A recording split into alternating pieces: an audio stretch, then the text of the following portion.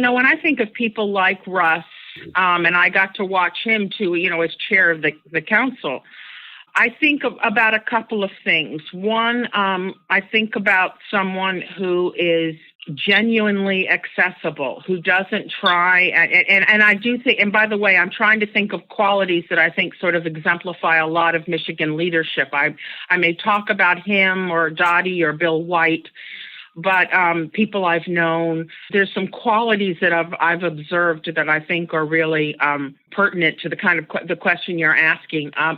But they are very accessible. They get into the work of the field. They participate in organizations. They do host meetings. They're not aloof. They're not apart from the rest of the community. Very, very bright. And smart people. But I would also add to that a willingness to learn and an openness.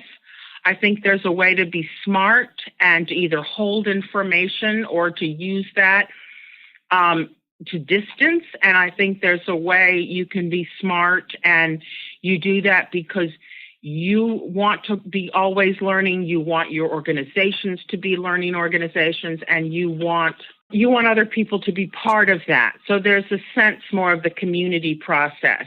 I think there's definitely a willingness to invest in the next generation, whether that's the next generation of leaders, whether that's, young people, whether that's the next generation of philanthropy.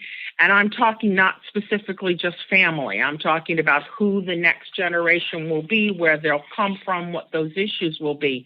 So I think there's a sense of the future to that. And I found that very appealing when I was 27 and going through this.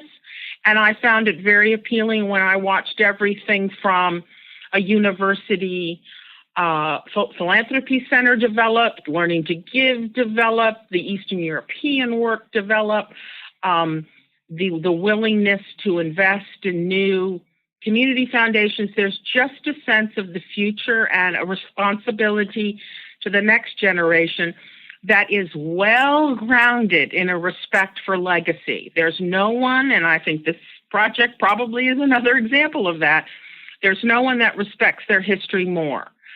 It's not unusual to be in groups with folks from Michigan and to hear them talk about the past, hear them talk about their history and their legacy, but it doesn't keep them cemented in that past. It's rooted, but there's a real sense of both legacy and the future that I find very appealing. So many of the people that I've met are unassuming. They can hold very important positions and not be full of themselves.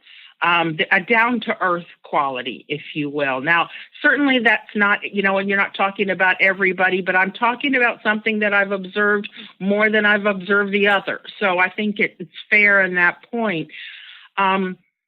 But I do think part of that may come from just a humility. I mean, a lot of the people that I meet in this feel very grateful to be in this work and feel grateful to be doing the work with their grantees in those communities.